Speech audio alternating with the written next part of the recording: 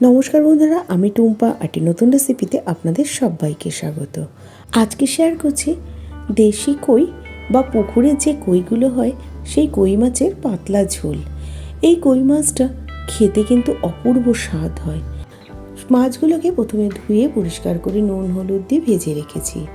তারপরে কড়াইতে আবারও সর্ষের তেল দিয়ে নতুন ছোট আলু, ছোট ছোট যে আলুগুলো তাকে দুটুকরো করে ভেজে নিচ্ছি।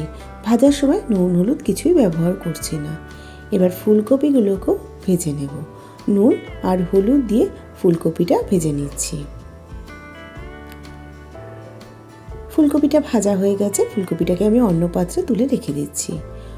ওই কড়াইতে আবারও বেশ কিছুটা তেল দিয়ে দিয়েছি। শুকনো লঙ্কা আর তেজপাতা ফোড়নে দিয়ে দিলাম, আর দিয়ে দিলাম 1/2 চামচ গোটা জিরে। ফোড়ন থেকে একটা মিষ্টি গন্ধ বেরোতে শুরু করেছে। সেই সময় 1 চামচ আদা বাটা আর 1 চামচ লঙ্কা বাটা দিয়ে 1 মিনিট মতো কষিয়ে নিয়ে একটা বড় সাইজের টমেটো কুচি দিয়ে দিলাম।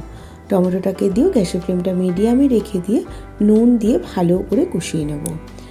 টমেটোটা খুব সুন্দর কষানো হয়ে গেছে। এবার কিছু গুঁড়ো মশলা অ্যাড করব, তাই জন্য আগে একটু জল দিয়ে দিলাম যাতে গুঁড়ো মশলাগুলো পুড়ে না যায়। 1 চামচ জিরে গুঁড়ো, 1/2 চামচ ধনে গুঁড়ো, 1/2 চামচ হলুদ গুঁড়ো, 1 চামচ কাশ্মীরি লাল লঙ্কার গুঁড়ো দিয়ে ভালো করে কষিয়ে নিচ্ছি। বেশ কিছুক্ষণ কষিয়ে নেওয়ার পর 1 মুঠো কড়াইশুঁটি দিয়ে দিলাম। কড়াইশুঁটিটা অপশনাল, যদি পছন্দ না করেন নাও দিতে পারেন। 1 চামচ গোলমরিচের গুঁড়ো দিয়ে দিলাম। এবার ভালো করে গ্যাসের ফ্লেমটা মিডিয়ামে রেখে মশলাটাকে কষিয়ে নেওয়ার পরে ফুলকপি আলু ভেজে রাখা সেটাও এর মধ্যে দিয়ে দিয়েছি। ফুলকপি আলুটাকে দিয়ে গ্যাসের ফ্লেমটা মিডিয়ামে রেখে দিয়ে আরও 4 থেকে 5 মিনিট সময় ধরে ভালো করে কষিয়ে নিচ্ছি। তেলটা সেপারেট হতে শুরু করেছে। এবার গ্রেভির জন্য জল দিয়ে দিলাম। একটু বেশিই জল দিয়েছি যেহেতু একটু পাতলা করব। আপনারা যেরকম ঝোল পছন্দ করেন সেরকমই জলটা ব্যবহার করবেন। এবার ঝোলটা ফুটতে শুরু করেছে। সেই সময় ভেজে রাখা মাছগুলো দিয়ে দিলাম। মাছটাকে দিয়ে হালকা হাতে একটু নাড়াচাড়া করে নিয়ে ঢাকা দিয়ে বেশ কিছুক্ষণ রেখে দেব। তারপর ঢাকাটা খুলে নিয়ে গরম মশলা গুঁড়ো আর 1 চামচ ঘি দিয়ে দিলাম। ঘি গরম মশলাটাকে দিয়ে আরও 4-5 মিনিট কষিয়ে নেওয়ার পরে গ্যাসের ফ্লেমটা বন্ধ করে দিয়ে আমি কই মাছের ঝোলটাকে সার্ভ করে দেবো।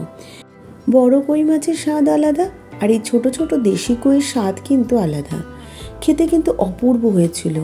একবার এইভাবে ফুলকপি আলু দিয়ে কই মাছের ঝোল বানানোর অনুরোধ রইল। তাহলে আজকে এই পর্যন্ত। আবার হাজির হয়ে যাব নতুন কোনো রেসিপির সাথে। ভালো থাকবেন, সুস্থ থাকবেন। ধন্যবাদ।